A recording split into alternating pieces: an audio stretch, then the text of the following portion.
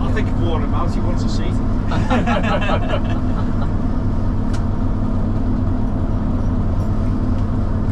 So you see these signals here are not lit because they're knackered at the moment. Ah. So that's why we got J.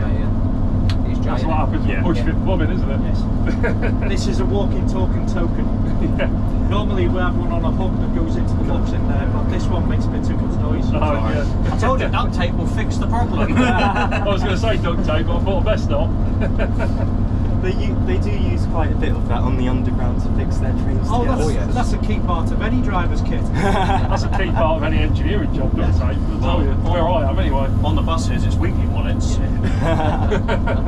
See, I used to cab ride these out of Liverpool on the North Transpennine back in the early 90s, and these would be patched up all around the roof, all around the windows with newspaper and duct tape. Impressive. There's a fair few departments, depending what you're interested on. We've got P-Way, catering, steam, diesel, guards, signalman, S&T, first aid. There's absolutely everything. All of us. So is this your first visit here, or been here third visit? Yeah, I think I've seen you around some of the galas before. Yes. I'm sure we had you on a cab ride last year. Yeah, except I lost the footage for that. Okay. You lost that as well. Yeah. Yeah, it was my second, but I only moved down to the area in March. And I Okay. used to live at the nearest to the Great Central Railway. Severn Valley Lanes, Northampton one. Sort of like the nearest, but it's only a mile of track, so you can't go. No, that's it.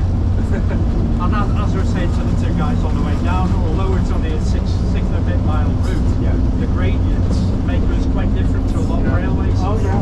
The only level piece of track we have is at North Weald in the Netherlands. Apart from that, you're either climbing or falling all the way. Yeah. So the locos generally get a good workout. I've got a question to do with the signalling. So I see that there's a mix of, I'm not sure if it's national rail signalling and underground signalling. So how does that work then? They all operate much the same way, the systems are the same, the appearance of the signals is a little different. So we have a mixture, say, of former underground signals, semaphores and colour light signals. Yeah. And they've all come from the local area. Oh, okay, so were they like donated or were Yes. they? Ah. Yeah. And some of them came from the old Woolwich branch when that closed. As we get into North Weald, The tracks from there as well. Oh, okay. Lake Hall, there's a couple of signals stuck down the side. Because the head of signalling department, Steve, he works on the underground, and whenever any of the systems go from crossing clear. the legacy system to automatic, they don't need their signals anymore, and he nabs them all. Because with a lot of the signals they have on the underground now, a lot of them just sit there and just decay because they're too expensive to remove. So obviously with permission, Steve takes them and then we reinstall them up here. Oh, okay. And it's much the same on the main line as well as the decommissioned equipment. It's generally offered for sale. Yeah. And some of it is disposed of because different companies have different procedures. Policies, yeah. We've got a 10 miles an hour speed restriction coming up over this bridge. So that's why we're slowing down because of the gradient. Ah. We just coast all the way up to the, hopefully I'll hit 10 at 10. A bit of luck. And the board you can see on the far side of the bridge is the termination board. Yeah, so Contrary to what Jay thinks it is and where he gets out and makes the cup of tea. Damn it! The bridge work going on, isn't it?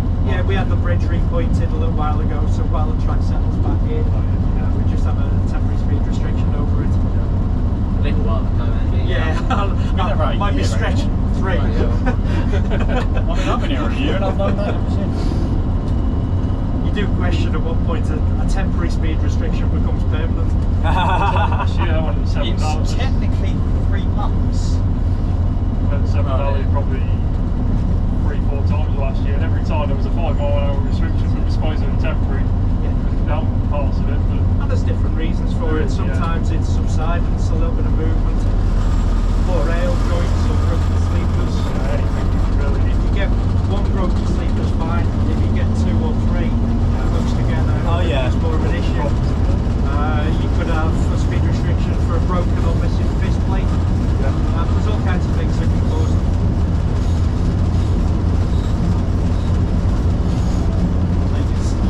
here, we're on the climb again now.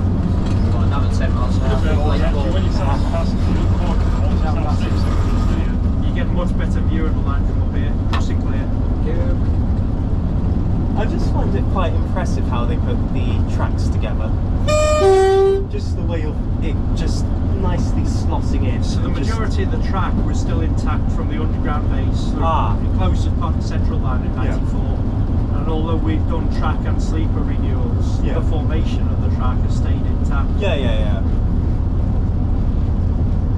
But technically still joined up Yes. with the central line. Yeah, it's a through line to the underground. In theory, you could run into Epping Station. There's two buffers in the way and wire fence.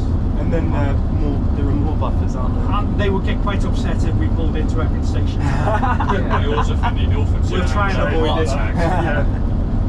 Yeah, say about that. They're on. Occasionally in the past, there is stuff that's coming from the underground straight onto our line. So how exactly do they do that? Is there like a system where it... Yeah, it takes a possession on the underground side. They declare a possession And for the ours. line.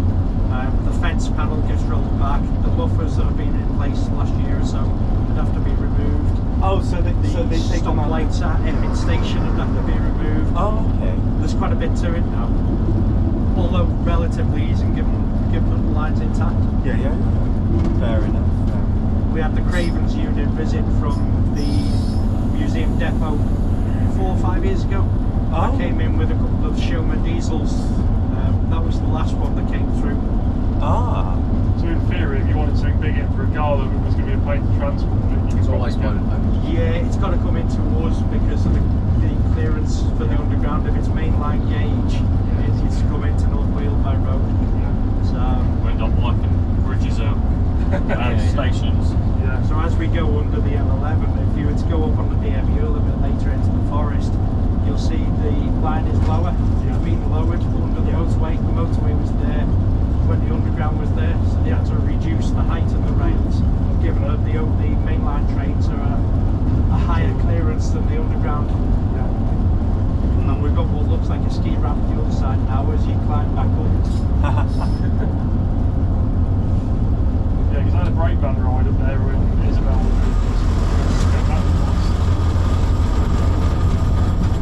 We've had some quite interesting brake van rides at that end of the line. Yeah. I remember doing one with the 37 year before last. Well, the 37's a touch overpowered for the brake van. So, Made it a bit interesting going up. Even more so when you sound the horn, because the horns on the 37 are right in the nose, Yeah. more or less at head height, if you're on the outside of the shark. so I hear that the Class 66s are the most reliable freight trains. Probably are. What makes them reliable? Modern engineering. In part, yeah, their age. I'm not sure they are the most reliable. I don't know. I know in terms of passenger stock, the LTS route, and they call it the Golden Spanner Award for the